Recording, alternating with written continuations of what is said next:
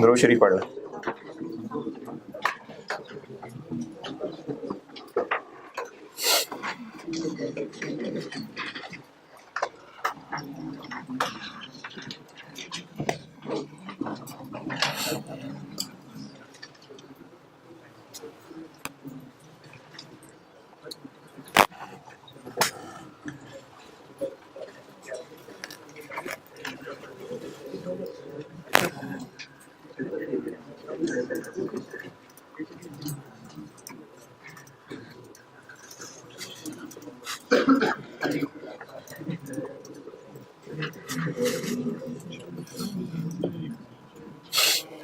सवाल दिया था मैंने एक,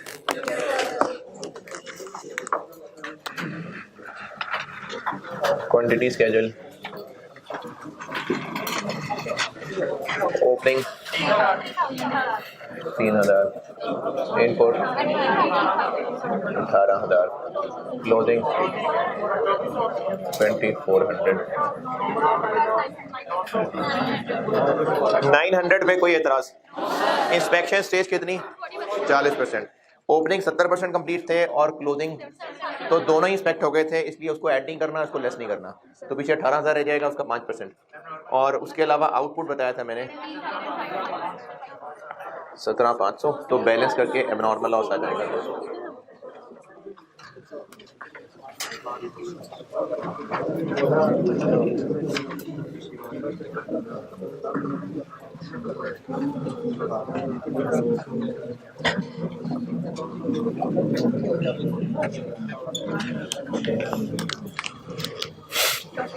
वेटेड एवरेज है।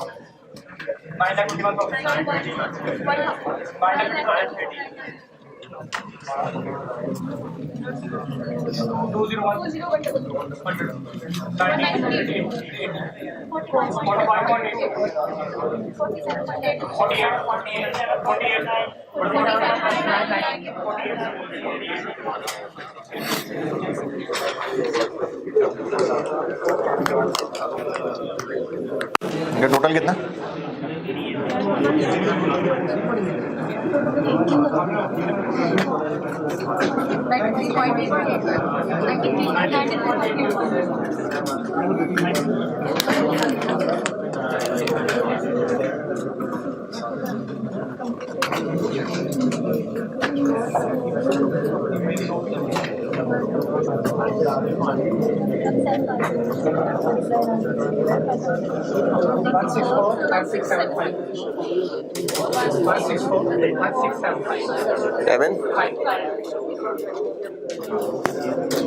ये वो 9.5 लाख है जो कल दिया हुआ था।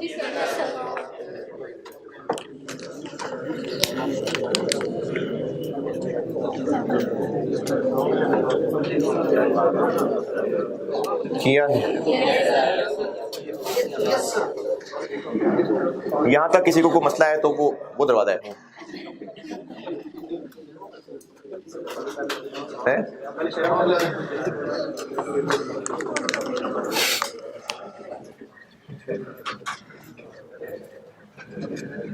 ए के यूनिट से 10,500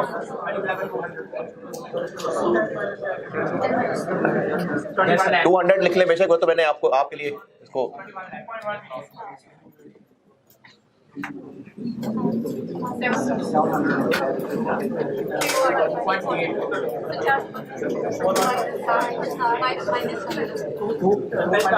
टू थ्री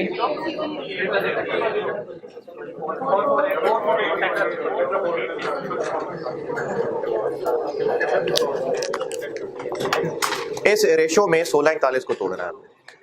कॉन्सेप्ट दोबारा सुन लीजिए। कॉन्सेप्ट ये है कि कॉस्ट तो टोटल इतनी है, अब इसमें से इन दोनों प्रोडक्ट्स में तोड़ने के लिए लगानी तो खुद ही कोई साइंस पड़ेगी, क्योंकि टोटल तो यही खर्चा आया इनके ऊपर। यूनिट्स की रेशो में भी बांटा जा सकता है, लेकिन ज्यादा फेयर ये है कि जो ज्यादा कमा के लाके देगा, कॉस्ट का ज्यादा हिस्सा उसको जाना चाहिए। तो ये टोटल इतना कमा के लाके देगा, ये टोटल इतना कमा के लाके देगा, लेकिन इसको इतना कमाने के लिए पहले और प्रोसेस करना था, इसलिए वो माइनस होगा तो इतने का कमाएगा। यानी प्योरली जो एनआरबी का कॉन्सेप्ट है ये वही। तो ये दोनों टोटल इतना इतना कमा के देंगे, तो इसकी रेशो में उस 1641 को बांटेंगे। हाँ जी,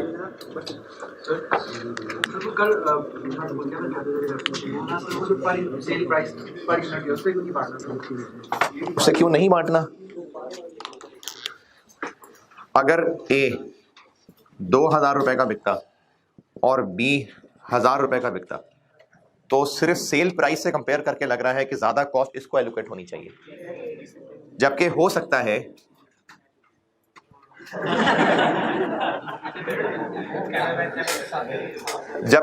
है कि इसके सिर्फ 50 यूनिट्स बने हो और इसके 5,000 यूनिट्स बने हो। तो अब ये सिर्फ प्राइस देखेंगे तो ये ज्यादा है, लेकिन टोटल कमाई इसकी कम है, इसकी ज्यादा है। तो इसलिए सिर्फ सेल प्राइस को देखना, यूनिट्स को इग्नोर कर देना, ये सही नहीं।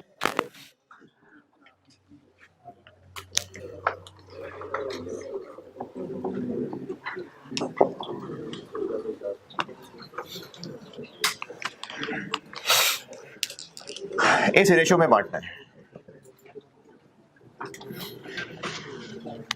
ए के हिस्से में आएगा वो टोटल 16, 41, 675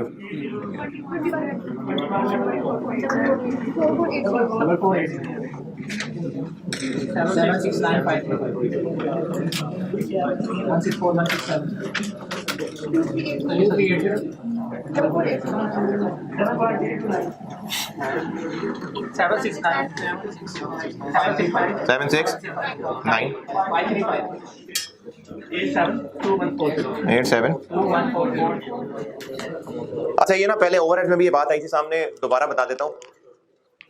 ये 3 जीरो मैंने उड़ा दिए, तो जब मैंने इसको, इसका मतलब मैंने थाउजेंड्स में लिख लिया, तो इसका मतलब ये आंसर थाउजेंड्स में आ रहा है। ये असल में ये चीज के हिसाब से फैसला होगा। ये तो जस्ट एक रेशो है। अगर ये थाउजेंड्स में होता ना, तो फिर ये आंसर थाउजेंड्स में आता। इसका हिस्सा किया हमने, हमने इस टोटल, नहीं रुपीज तो ये भी रुपीज हैं, ये भी रुपीज ही हैं, लेकिन हमने टुकड़े किए हैं इसके टुकड़े किए जा रहे हैं, तो इसके टुकड़े इस रेशो में कर रहे हैं। तो अगर ये पूरी फिगर है तो फिर ये भी पूरी फिगर है। इनको थाउजेंड्स में ले लेने से ये थाउजेंड्स में नहीं आ गया, ये तो हमने एक रेशो के तौर पे इस्तेमाल किया है। तो ये अगर पूरी अमाउंट है तो फिर ये भी पूरी अमाउंट ही है। अगर ये थाउजेंड्स में लिया होता तो आंसर भी फिर थाउजेंड्स में आ रहा होता। यानी अगर मैं ऐसे करता ना 16, 42 और 21 लाख पूरा, बेशक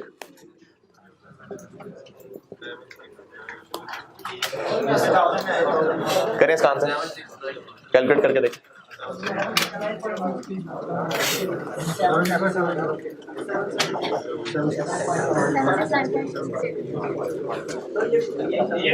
तो अगर ये 1000 में लिखा होगा तो आंसर भी फिर वो 1000 वाली फिगर निकल रही होगी। ये तो सिर्फ रेशो के तौर पे इस्तेमाल हो रहा है।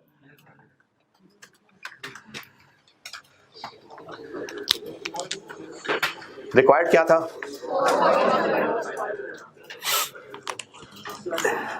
तो कॉस्ट पर यूनिट के लिए एक ही निकल आई कितनी, डिवाइडेड बाय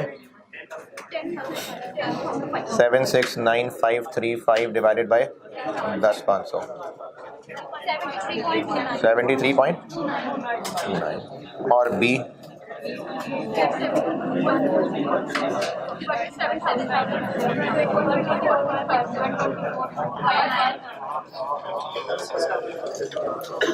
ये अहमद, ये नजर आ रही है लाइन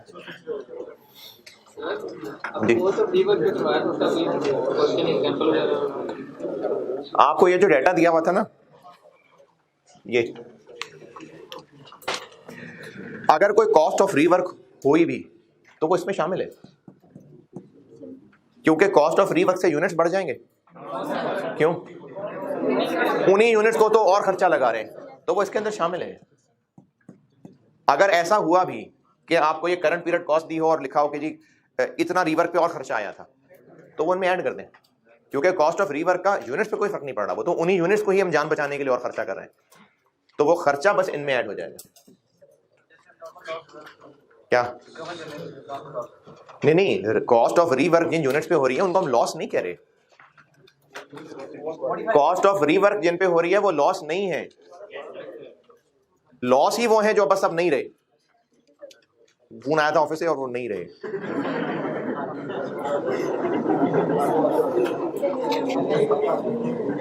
तो जो जाया हो गए ना यूनिट्स, उन्हीं को ही हम लॉस कह रहे हैं, और रीवर्क उन पे कर रहे हैं जिनको बचाया जा सकता है, तो बचा लिया तो बस बचा लिया, फिर वो लॉस नहीं है। कैलकुलेशन की हद तक इसमें कोई एतराज परेशानी है तो पूछें। कहाँ?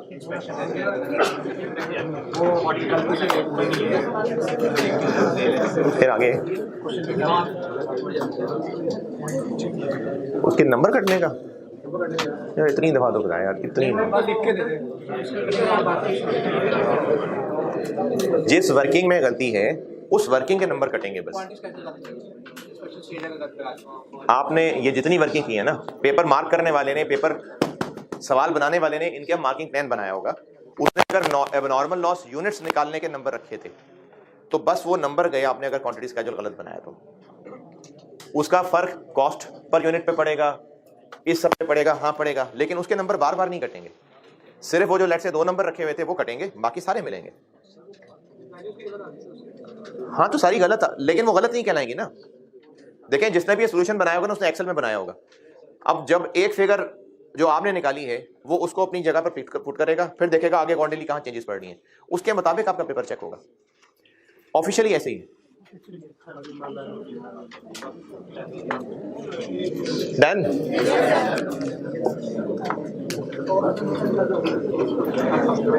अच्छा, अब एक बात पूछ रहा हूं, ये सिर्फ एक्स्ट्रा है, बिल्कुल एक्स्ट्रा बात है, सिर्फ एडवांस सोचने वालों के लिए, आम आवाम के लिए नहीं है।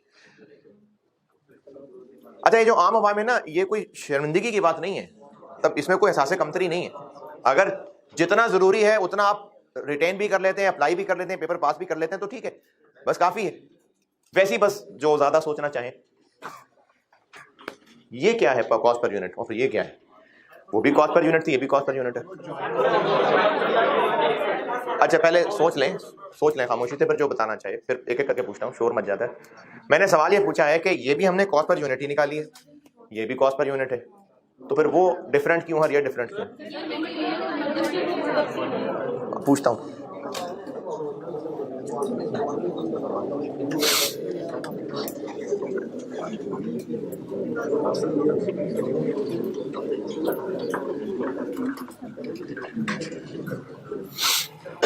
सवाल समझ आया मेरा, मैंने क्या? अच्छा, हाँ जी, जो बताना चाहिए।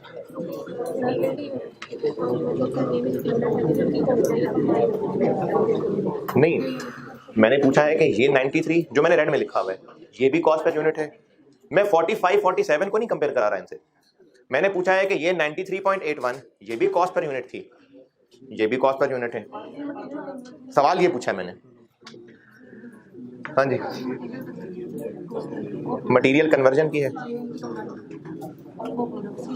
और ये मटेरियल कन्वर्जन नहीं है इसमें,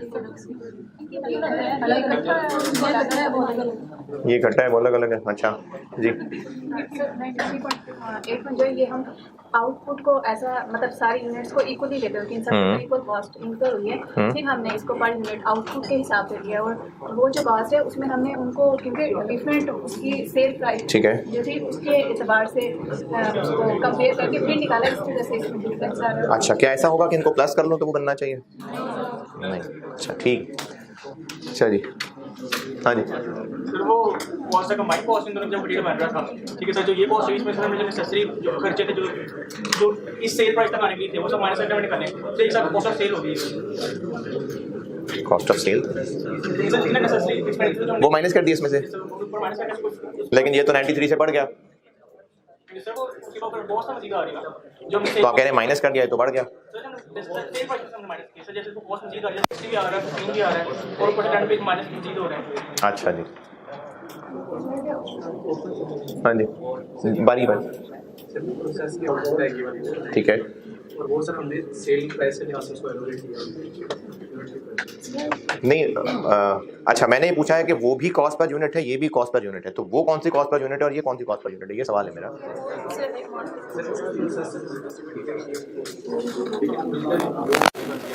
सेल प्राइस के लिहाज से अच्छा ठीक है। हाँ जी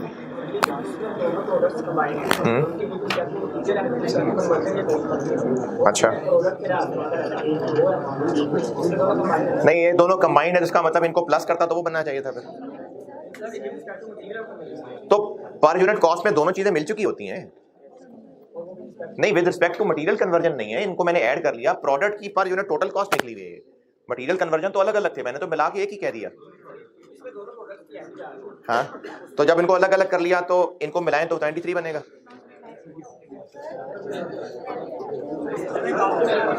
पहुंच रहा हूँ हाँ जी। अरे मुझे आवाज नहीं आ रही उसकी। ज्यादा है एक कम है, तो उस लिहाज से एक हमारे उसमें ये 1.8 जिसकी यूनिट ज्यादा है और एक ज्यादा है जिसकी यूनिट से उससे कम है, तो 7,000 वाले वो ज्यादा है। तो यूनिट्स कम है तो कॉस्ट ज्यादा हो। और एक जिसकी कॉस्ट आई उसमें कम है और यूनिट उसके ज्यादा है 10,500, जो कॉस्ट हमने एलोकेट किया वो कम है, यूनिट उसके ज्यादा है। अच्छा ठीक है चले। हाँ जी ये भी प्रोडक्ट ही है। लेकिन टोटल आउटपुट दोनों टोटल आउटपुट की कॉस्ट 98 उसका हमने sale value total NR base पे एलोकेट कर दिया है, तो उनका जो यूनिट्स है एक यूनिट एक ही ज्यादा एक ही कम है, तो यूनिट्स बेस पे टोटल एनआर बेस पे डिवाइड किया जिससे डिफरेंस प्राइस पे एलोकेट होता है। अच्छा वैसे ये चूंकि दो लोगों ने कह दिया, मसला यूनिट्स कम ज्यादा होने का नहीं है।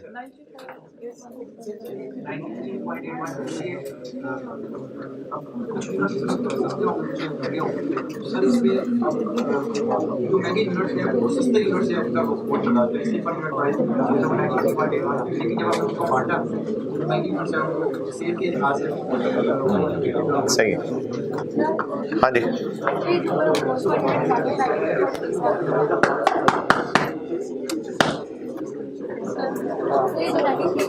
यार ये काफी नहीं था। सीरीज 93.81 यूनिट की यूनिट थी उसके अंदर नॉर्मल लॉस यूनिट की है। अच्छा नॉर्मल लॉस भी है। अच्छा नॉर्मल क्लोजिंग रिलेटिव और कंप्लीटेड यूनिट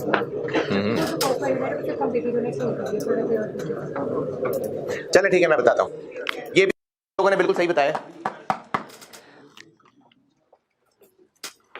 ये भी पूरी कॉस्ट पर यूनिट ही है और ये भी पूरी कॉस्ट पर यूनिट ही है। अगर आप दिस इंटू 17,500 करें यही बनेगा। कैलकुलेटर पकड़ लिए दिस इंटू दिस करें ये बनेगा, और अगर आप दिस इंटू 10,500 दिस इंटू 7,000 उनको सम करें तो भी ही बनेगा। अब ये फर्क क्यों बन गया, फर्क को वाजे करने के लिए एक काम और कर दें, सारे ना करें चाहे कोई कर दे मुझे, अगर इस रेशो में बांटने की बजाय यूनिट्स की रेशो में बांटना होता तो कैलकुलेट करके बताएं ना जरा, यूनिट्स की रेशो में बांटना होता तो ये जो इसकी रेशो में बांटा है ना, यूनिट्स की रेशो में बांटना होता, यानी 10,500 over 17,500 7,000 ओवर 17,500, तो ये 93.81 ही आता, ये भी 93.81 आता, ये भी। कैलकुलेशन ट्राई करके देख लें, करनी है तो।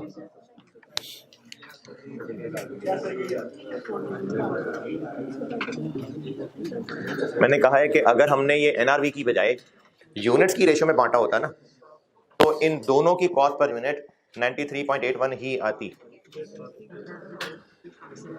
जी सर, 93.81 तब क्यों 93.81 आ रही होती?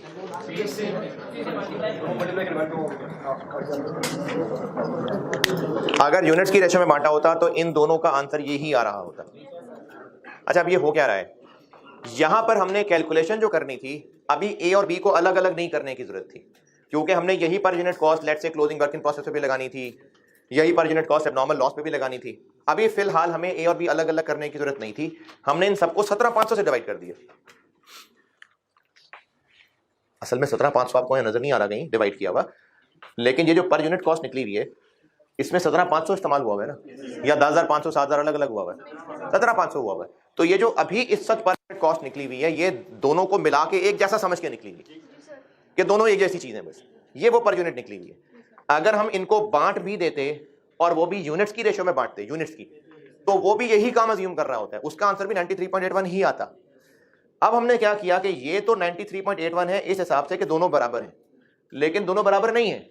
हमने उनको एनआरबी की रेशो में इस 1641 को बांटा, जो ज्यादा कमा के देने वाला था उसको ज्यादा पैसे दिए, जो कम कमा के देने वाला था उसको कम पैसे दिए, और फिर उसके हिसाब से पर यूनिट निकाली, इसलिए ये इससे डिफरेंट आ गई। अगर आप इसका वेटेड एवरेज करेंगे ना तो ये निकलेगा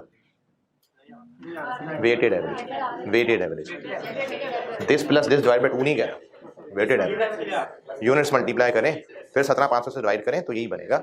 तो ये असल में ये भी कॉस्ट पर यूनिट है, ये भी कॉस्ट पर यूनिट ही है, लेकिन ये जब निकाली गई है उस वक्त ए भी अलग अलग नहीं किया गया, सब एक जैसे, सब एक जैसे। लेकिन जब इनको अपनी औकात के मुताबिक एडजस्ट कर लिया तो कॉस्ट पर यूनिट चेंज हो गई। ये जिनको नहीं समझ आया कोई मसले वाली बात नहीं, कोई बात नहीं, मैंने वैसे ही एक एक्स्ट्रा बात की थी। अच्छा है, इनका वेटेड एवरेज करें ना, अगर वेटेड एवरेज होता है this into units plus this into units divided by total units, तो यही बनेगा। क्योंकि वेटेड एवरेज यही होता है कि जो है वो सब एक जैसा है। वेटेड एवरेज रेट इसी कॉन्सेप्ट पे निकला होता है कि जितनी इन्वेंट्री पड़ी है सब एक जैसे हैं, तो अगर सब एक जैसे हुए तो क्या पर यूनिट होगा, तो ये भी ऐसे ही निकला हुआ है कि सब एक जैसे हुए तो क्या पर यूनिट होगा।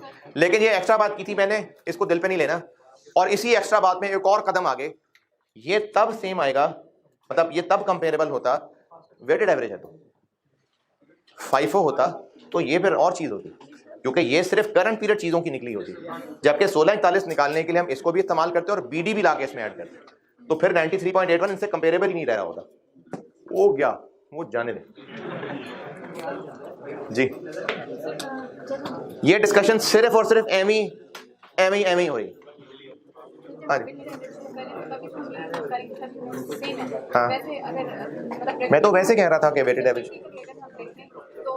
ऐसा तो पॉसिबल हो ही नहीं सकता ना कि हम कॉस्ट कम इंकर कर रहे हैं और कॉस्ट हम ज़्यादा अज्यूम करके करेंगे। कॉस्ट एक्चुअली में 93.81 की हुई है वो देखो एक्चुअली 93 कुछ भी नहीं है, एक्चुअली ये है 1641 शायद। हमने तो अब उसको बांटना है, अब यूनिट्स बेस पे बांटना है तो पर यूनिट कॉस्ट ये आ रही होगी, एनआरबी के बेस पे बांटना है तो ये आ रही होगी। तो डिपेंड करता है, एक्चुअल वो है जो हम करना चाह रहे हैं, हम जिस रेशियो में बांटना चाह रहे हैं बस वही एक्चुअल है। चले बस काफी डिस्कशन, बाबा काफी है। नहीं नहीं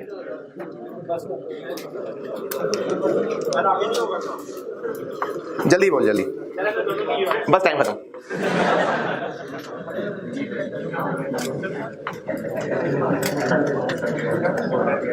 चल बोल।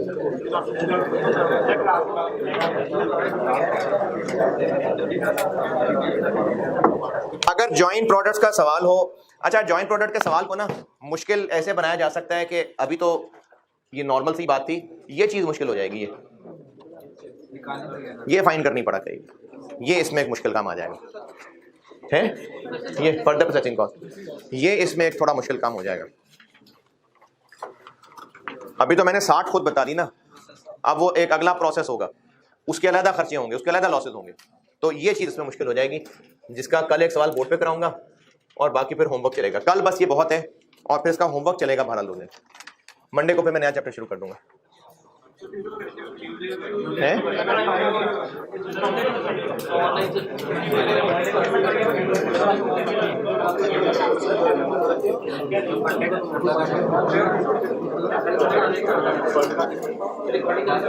है जी, 1 मिनट पॉज कर लो।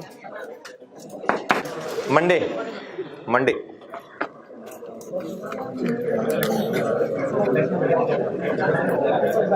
इसी टाइम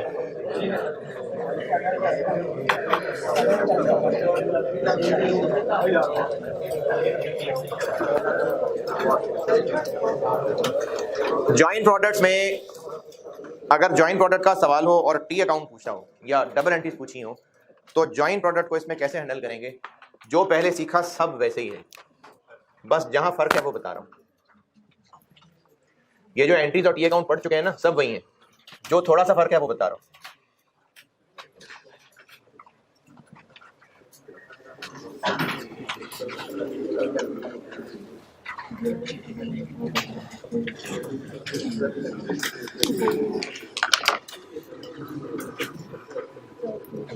नहीं यार, फिर बाकी लोग नाराज हो जाएंगे कि आपने जो है ना वो कुछ नहीं है।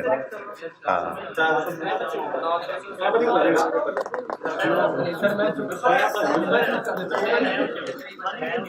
सो सबसे आखिर में 1 से लेके 12 तक, 2 के अलावा 11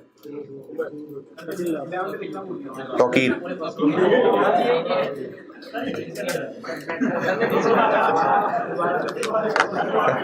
नहीं यार, ये कैंसिल हो गई है तो दोबारा।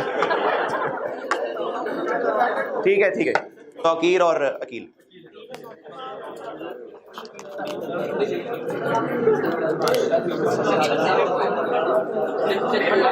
मंडे 2 लोग सैटरडे को दूसरे सेक्शन से एक एंट्री बताई थी ट्रांसफर आउट वाली। क्या एंट्री थी वो? जब एंट्रीज कराई थी उनमें देखे नंबर 5 होगी शायद।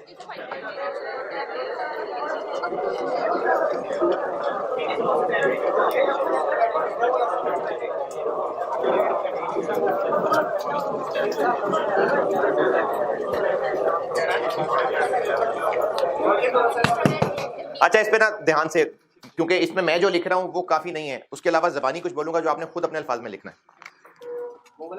तब हमने एंट्री की थी, अगर अगला कोई और प्रोसेस है तो वो डेबिट, और अगर फिनिश गुड्स हैं तो फिनिश गुड्स डेबिट, और ये वाला वर्क इन प्रोसेस क्रेडिट किया था।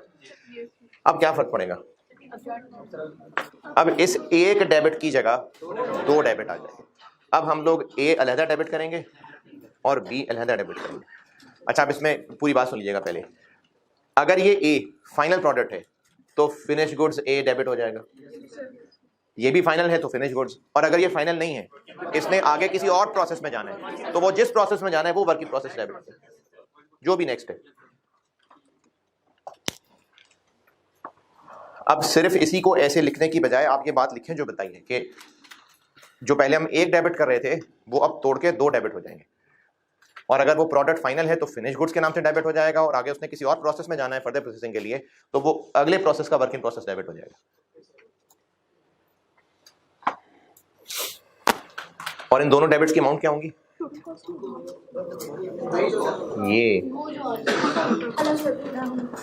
ये जो अलग अलग थोड़ी नहीं है, ये होंगी।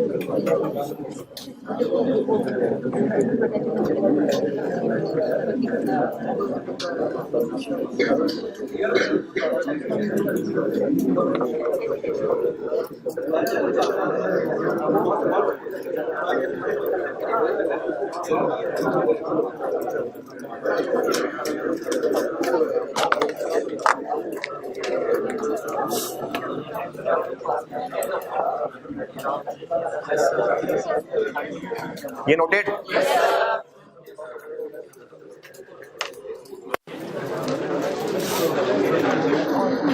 यार वो आपका दोस्त नहीं आ रहा जो वहाँ बैठा था? हाँ वो जो दोस्त वहाँ बैठा था।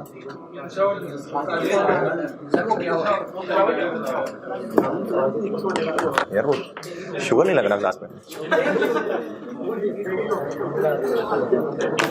मैंने सिर्फ पूछा है, आप कमेंट करने को नहीं कहा। साथ इसके कहानियां भी लिखने को कहा था मैंने, वो भी लिखे हैं। तो एंट्रीज में बस ये एक्स्ट्रा काम होगा और टी अकाउंट में एक्स्ट्रा काम ये होगा कि जो प्रोसेस अकाउंट बनाया था उसमें जो ट्रांसफर आउट लिखते हैं वो अब 2 हो जाएंगे, ए अलग और बी अलग, यूनिट्स अलग, अमाउंट अलग। और अगर मैं इन्हीं फिगर्स को इस्तेमाल कर लूं तो 10,500 और 7,000, 769 535 214। ये फर्क पड़ेगा कि वो जो ट्रांसफर आउट के सामने 17,500 और 16,41 लिखना था उसकी जगह अब ये तोड़ के लिखेंगे। बाकी एंट्रीज टी अकाउंट सब वैसे ही हैं। अच्छा, एक सवाल आप अभी कर रहे हैं और 10 मिनट से ज़्यादा नहीं है उस पर, होमवर्क देने पे नहीं मैं इस पर लगाना चाहता क्योंकि बात फिर वो मंगल पे चली जाएगी, तो ये आप अभी कर रहे हैं। है आसान सा। ऑटम 2012, ये अभी क्लास वर्क ही कर रहे हैं आप ही कर रहे हैं। Question number 6 autumn 12।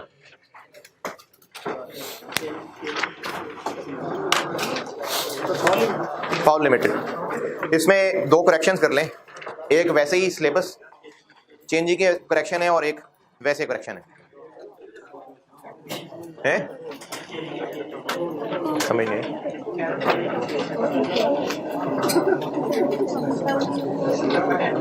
Autumn 12 question number 6 foul limited है जी। सवाल तो खोल लें।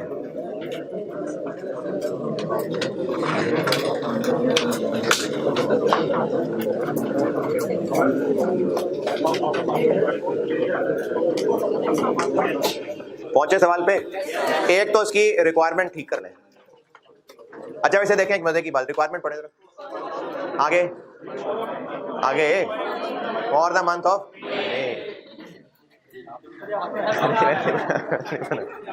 तो ये जो कॉस्ट ऑफ प्रोडक्शन रिपोर्ट है ना, ये पुराना सिलेबस की चीज़ है, बहुत पुराना। ये अमेरिकन सिस्टम होता था, अब ये इसकी जगह ब्रिटिश फॉलो होता है और वो है वर्क इन प्रोसेस अकाउंट।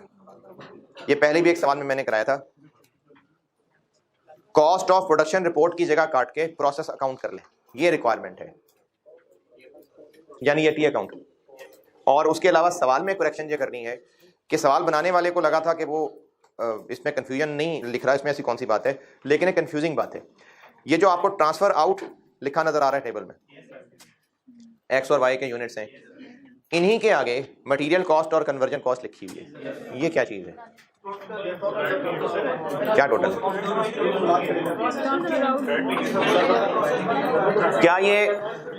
क्या ये फिगर्स गिवन है? या ये फिगर्स गिवन, बस यही कंफ्यूजन थी। असल में एग्जामिनर ने ये वाली फिगर्स बताई हैं, लेकिन जिस तरीके से लिखी है ना उससे पढ़ के लग रहा है शायद ये एक्स और वाई की कॉस्ट है। तो ये होना ऐसे चाहिए था, जो कि आप सही कर लें। इस टेबल में एक लाइन और बननी चाहिए, करंट पीरियड कॉस्ट, उसके सामने ये मटेरियल और कन्वर्जन में आना चाहिए। यहां पर ये आने की बजाय है नहीं, ये नहीं बताया ना है, क्यों नहीं? तो क्या इन पे मटेरियल कन्वर्जन दोनों नहीं लगे होते? हाँ सही है। हाँ तो ये बन सकता है ना कि इनको ऐड करें तो वो 1641 बनेगा। पढ़ने वाला ये भी तो सोच सकता है ना कि इन दोनों को ऐड करें तो 1641 है।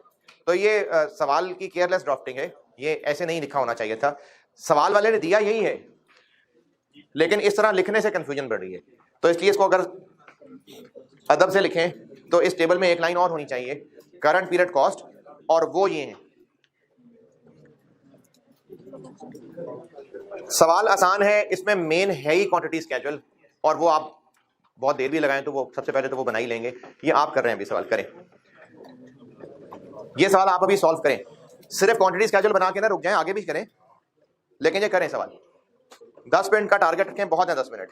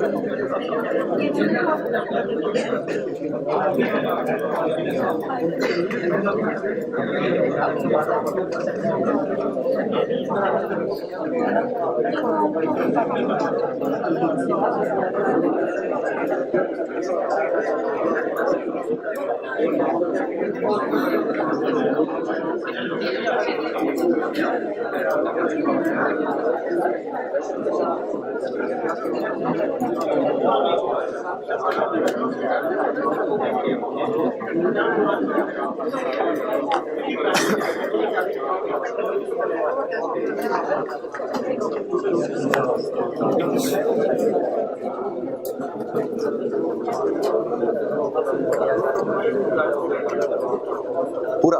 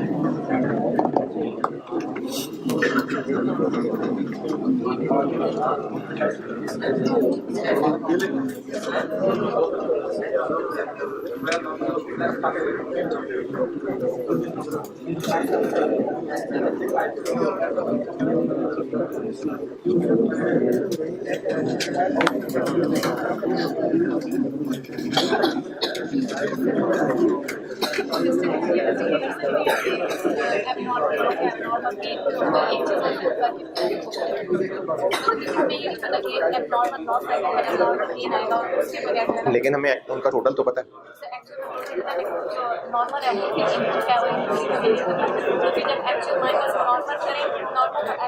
यही तो आपने सोचना है।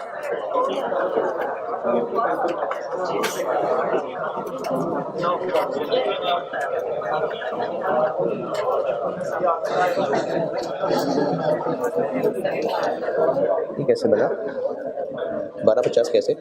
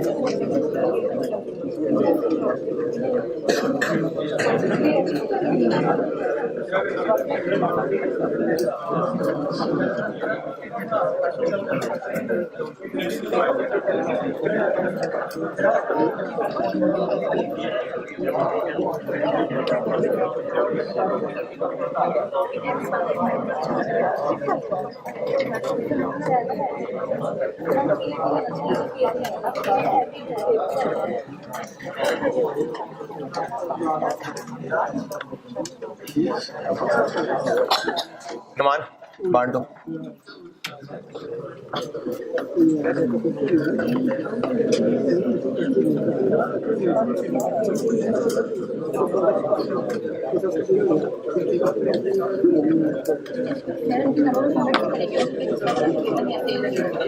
नहीं, वैसे भी कहा हुआ है, वैसे भी पॉलिसी बता दी है।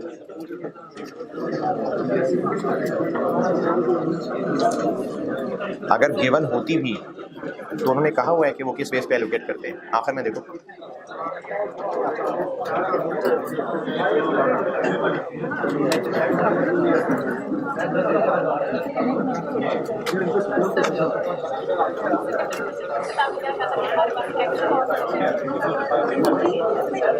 मैंने कहा था कि एक्चुअल लॉस यूज कर लें।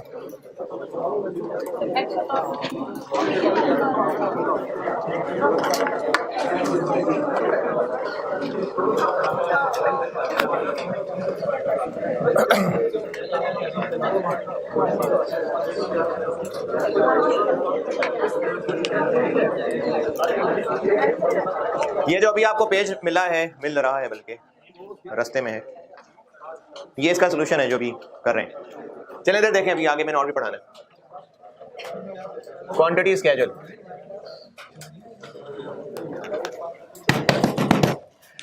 ओपनिंग वर्किंग प्रोसेस कितना? 15,000। इनपुट नहीं पता, क्लोजिंग 10,000। नॉर्मल लॉस नहीं पता, 1250 कैसे? एब नॉर्मल नहीं पता, लेकिन ये पता है कि ये दोनों मिला के 12,500 है। इनमें से ये दोनों इंडिविजुअली जो भी होना तो इन सब ने प्लस माइनस ही था ना, तो हमें इन दोनों का पता है 12,500 है।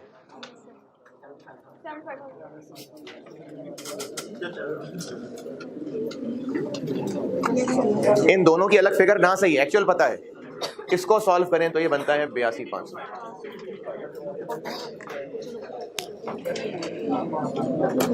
इंस्पेक्शन स्टेज कितनी है? Inspection stage 50%। तो ओपनिंग कितने परसेंट कंप्लीट थे? तो ये पहले हो गए, इनको आप इंस्पेक्ट नहीं करना। क्लोजिंग ये भी इंस्पेक्ट हो गए, ये लेस नहीं करना, तो इंस्पेक्टेड यूनिट्स बस यही हैं। तो इन्हीं का 10% नॉर्मल लॉस है।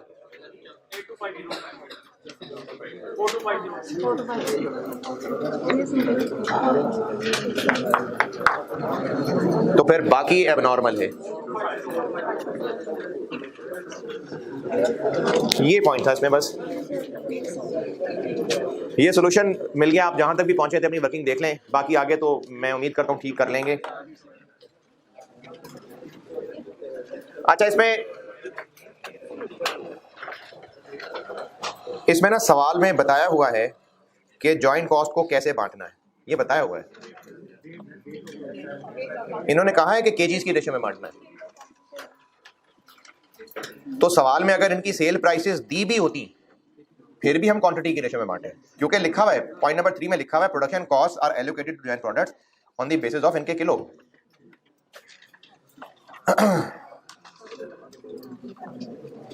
यानी क्वांटिटी, वेट ऑफ आउटपुट मतलब उनकी क्वांटिटी, किलो तो नहीं है इसमें लिखे हुए, लेकिन वेट ऑफ आउटपुट का मतलब है इनकी क्वांटिटी।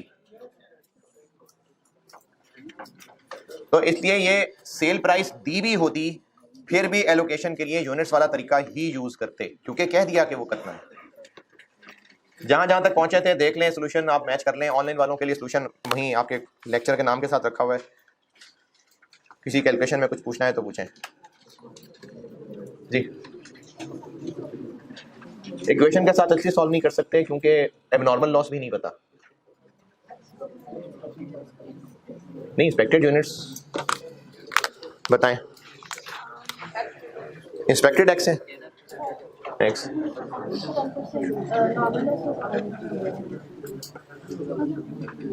.1 फिर x is equal to 125 minus 10% of x. x is equal to 12500 minus 10x. That's just Double 136 हो रहा है. actually equal to double. अच्छा, अरे नहीं ना भाई, x किसको कहा है? तो क्या इंस्पेक्टेड यूनिट्स ये हैं? ये इंस्पेक्टेड यूनिट्स हैं? नहीं, ये जो आपने इधर यहाँ लिखा है ना, आप x कह रहे हैं इंस्पेक्टेड यूनिट्स को, लेकिन आप ये जो इस वक्त फार्मूला लगा के आंसर निकाल रहे हैं, ये आप एबनॉर्मल लॉस निकाल रहे हैं।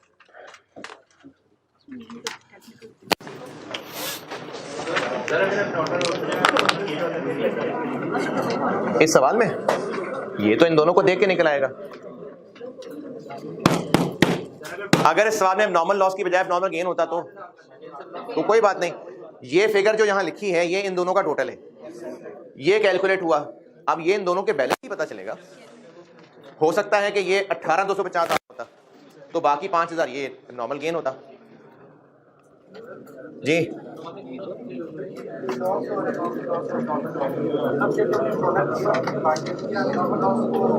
नहीं, हमने किसको बांटा है प्रोडक्ट ए और बी में? हमने किसको बांटा है? किसकी कॉस्ट को? किसकी टोटल कॉस्ट? कंप्लीटेड की। हमने कॉस्ट ऑफ कंप्लीटेड यूनिट्स को ए और बी में बांटना होता है। लॉस, क्लोजिंग सब पीछे रह गए।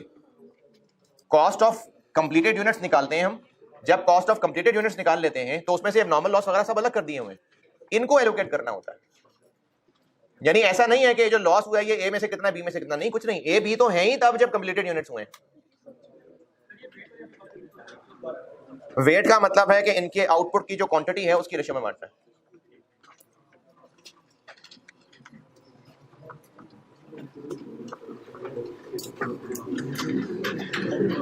जल्दी पूछे भी, मैंने कीज करानी है और क्योंकि दूसरे सेक्शन के साथ पहुंचेंगे तो फिर क्लास कनेक्ट होगी ना। ये सॉल्यूशन सबको मिल गया?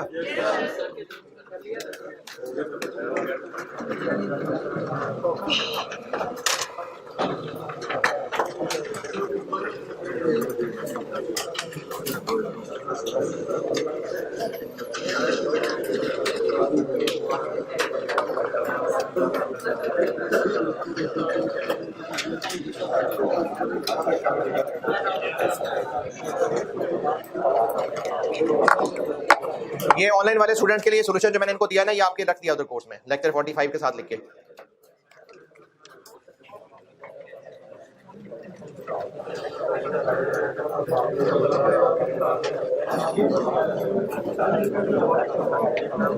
चलें एक थोड़ा सा कॉन्सेप्ट है सुन लें बस, बाकी कल वाली क्लास में बताऊंगा।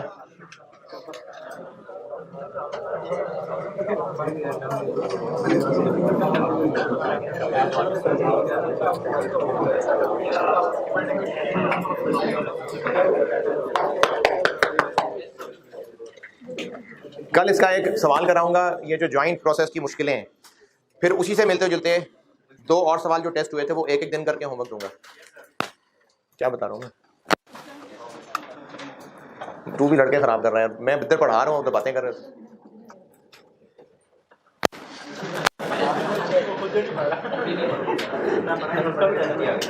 मैं ये कह रहा हूँ कि एक प्रोसेस का सवाल और कराऊंगा कल ज्वाइंट प्रोडक्ट्स का, बस फिर उसी के ही 2 वर्जन और होमवर्क हैं जो एक दिन देके होमवर्क फिर अगले दिन डिस्कस होगा। और वो जो क्लास में किया हुआ सवाल होगा वो होमवर्क वाले उससे ज़्यादा एडवांस ही होंगे, लेकिन उसमें आपकी लर्निंग की तब है जब आप पहले वो खुद करेंगे, फिर अगले दिन मैं प्रॉपर डिस्कस करूँगा और बस फिर ये ख़त्म है प्रोसेस। बहुत है। अच्छा, ये जो प्रोसेस कॉस्टिंग है, आप लोगों की परफॉर्मेंस से लग रहा है कि ये आप लोगों को समझ आ गया। तो ये ना सिर्फ प्रोसेस कॉस्टिंग ही की मेहनत नहीं है, इससे आपकी ओवरऑल कॉस्ट अकाउंटिंग बेहतर हो रही है। वरना अगर यही चैप्टर वो लेक्चर 1 से शुरू कर दिया जाता तो फिर नहीं होना था समझ। अब आप एक तो चैप्टर और पढ़ लेंगे, फिर आप अगर रिवाइज करते हुए, अगर कभी दिल किया रिवाइज करते हुए ओवरहेड्स या वो जो फिक्स्ड वेरिएबल का कॉन्सेप्ट बताया था इन्वेंट्री वाला, वो अब नहीं लगेगा उतना मुश्किल। तो ये इसी तरह से आस्ते आस्ते इंप्रूवमेंट आ रही होती है। हाँ जी, हल्की आंच पे आपकी कॉस्ट अकाउंटिंग पक रही है। बाय प्रोडक्ट, इसका कॉन्सेप्ट समझ लें, बस न्यूमेरिकल इसका कल कराऊंगा, ट्रीटमेंट भी इनफैक्ट कल ही कराऊंगा, अभी बस कॉन्सेप्ट बता रहा हूँ। इसकी ट्रीटमेंट भी कल ही हो सकेगी क्योंकि दूसरी क्लास में नहीं हो सकी थी, बस कॉन्सेप्ट की हद तक बता सका था मैं सिर्फ।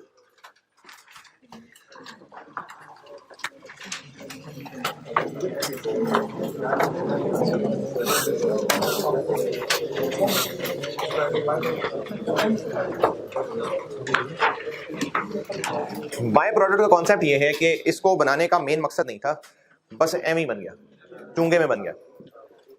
जैसे मिसाल के तौर पे अगर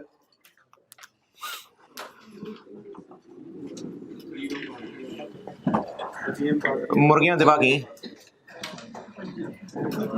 और उनसे जो आगे मेन प्रोडक्ट बनाते हैं ये बेचते हैं इनका गोश्त। अब वो लेट से नगेट्स की शक्ल में बेचते होंगे या लेग पीस अलहदा से बेचते होंगे हैं, या बोनलेस। मिसाल के तौर पर जैसे वो कैंडन वगैरह हैं, इसके अलावा चिकन में से और क्या निकल रहा है? पंजे। अच्छा, अभी जो पंजे हैं ये मुर्गियां ज़िबा कर रहे थे उनके पंजे लेने के लिए नहीं, लेकिन ये भी प्रोडक्ट है, ये भी बिकेगा, यखनी बनती है इसकी। हाँ हाँ भाई, हाँ, इसमें हराम वाली क्या बात है? यखनी पंजे है, भी है, भी हुई है, पंजे की यखनी बनती है भाई। अच्छा, इसी तरह से और जो और वो बचे कुछ छिचड़े चीजें होंगी है ना, वो भी शवारमों में डालने होंगे उन्होंने। अच्छा, इसी तरह वो जो वो पोटा कलेजी दिल वगैरह स्पेयर पार्ट्स।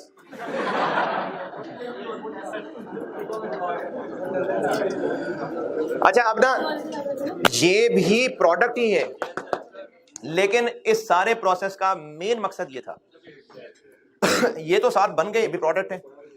इसी तरह से अगर कोई बिजनेस है जो फ्रेश जूसेस बनाता है, निकालता है, तो जो फ्रूट इसका इनपुट है, जूस मेन प्रोडक्ट है। अब उसके बाद जो उसका फोक बच गया या जो छिलके बच गए, आगे वो जानवरों की खुराक के लिए इस्तेमाल होने, वो भी एक प्रोडक्ट है, वो भी किसी को बेचते होंगे।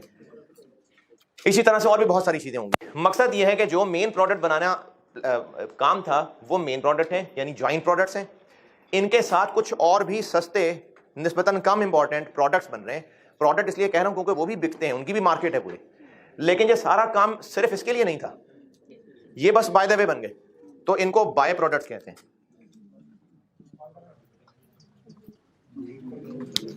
चूंकि मेन काम ये है ही नहीं, मेन ये है, तो जितनी भी कॉस्ट हैं वो सब इनकी, ये चुंगे में है बस, इनकी कोई कॉस्ट नहीं है, इनकी कोई कॉस्ट नहीं है। क्या जी? फिर इनका करेंगे क्या वो बताऊंगा अगली क्लास में।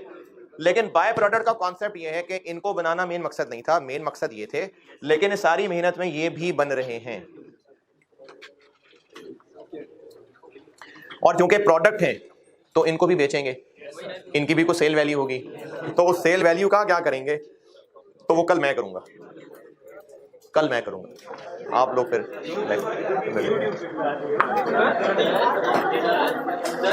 होमवर्क जो है वो ऐश करें।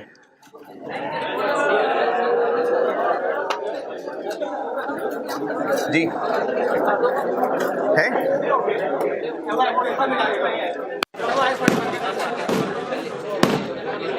अंडे क्या? हाँ, क्यों नहीं कर रहे ज़िबा? क्यों नहीं ज़िबा कर रहे? नहीं तो वो तो प्रोसेस शुरू ही नहीं हुआ ना अभी, वो तो कोई प्रोसेस ही नहीं शुरू हुआ ना, वो तो रॉ मटेरियल इन्वेंटरी है वैसे भी।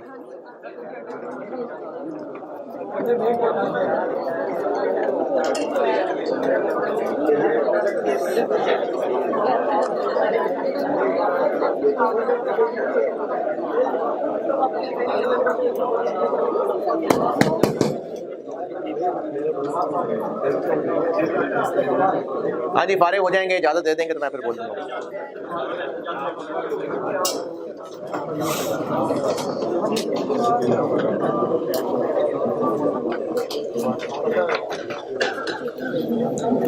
कल क्या बात की थी?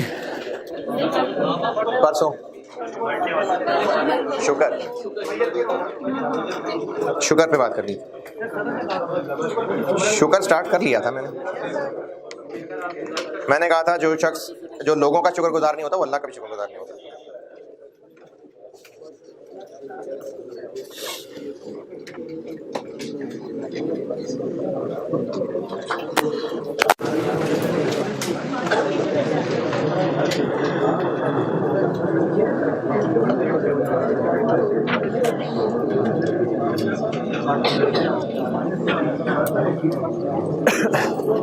अच्छा, इस वीक तो नहीं कर सका, अगले वीक इंशाल्लाह कोशिश पूरी है, क्योंकि फिर टाइम नहीं। हाँ जी, बयान का वो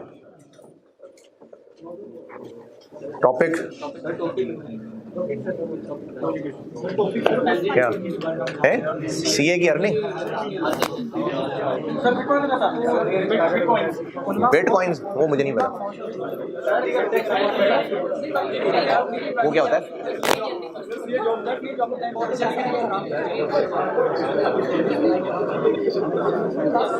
चले सोचता हूँ, लेकिन है अब प्लान है, अब वो करना है इस पे काम। अल्लाह ताला ने जो रिसोर्सेज हमें दिए हुए हैं वो अल्लाह ने दिए हुए हैं, और उसमें हमारा कोई कमाल नहीं है। कुछ ऐसे नाशुक्रे भी होते हैं कि वो इस बात पे रोते रहे कि मेरे पास ये भी नहीं है, मेरे पास वो भी नहीं है, फलाने के पास ये भी है, फलाने के पास वो भी है, मेरे घर में ये मसले, मैं गरीब घर में पैदा हुआ, या इस तरह के नाशुक्री ज़िंदगी से। अगर उनके पास ज़्यादा होता भी तो भी वो ऐसे ही होता, मसनद अहमद 18449। और हाँ, सैयदना नुमान बिन बशीर रज़ियल्लाहु ताला अन्हु से रिवायत है कि नबी अकरम सल्लल्लाहु अलैहि वसल्लम ने फरमाया, जो थोड़े पर शुक्र अदा नहीं करता वो ज़्यादा पर भी शुक्र अदा नहीं कर सकता। और इसको मैं आगे पूरा करता हूँ। जब हम शुक्र अदा करने वाले बनते हैं ना, ये अल्लाह ने कुरान पाक में फरमाया है, इसको मैं पूरा करता हूँ बाद में। अगर तुमने शुक्र अदा किया, कुरान पाक की आयत है सूरह इब्राहिम की, अगर तुमने शुक्र अदा किया तो मैं तुम्हें और ज़्यादा दूंगा। अल्लाह ताला ना नेमतें बढ़ाते हैं। और शुक्र होता क्या, ये मैंने पहले बात की थी कि शुक्र जिसने दिया है, जिस काम के लिए दिया है, उस काम के लिए कर रहे हैं तो थैंक यू बोलने में कुछ शुक्र का मतलब है। वरना अगर पैसे दिए हैं रोटी खाने के लिए और चर्स वाला सिगरेट पी लें उससे, और फिर आगे मुंह पे धुआं मार के शुक्रिया, बहुत शुक्रिया, तो ये कोई शुक्रिया नहीं है, बल्कि धुआं नहीं होता उसमें, होता है भी तो होता है धुआं। हाँ,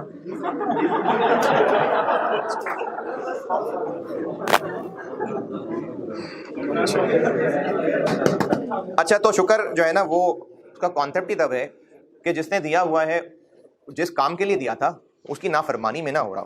और वो हदीस पूरी करता हूँ, जो थोड़े पर शुक्र अदा नहीं करता वो ज़्यादा पर भी शुक्र अदा नहीं कर सकता। जो लोगों का शुक्रगुजार नहीं वो अल्लाह ताला का भी शुक्रगुजार नहीं। और अल्लाह ताला की नेमतों का इजहार शुक्र है, और उनको छोड़ देना नाशुक्री है। और जमात पर रहमत और फिरका बंदी अजाब है। ट्यूसडे को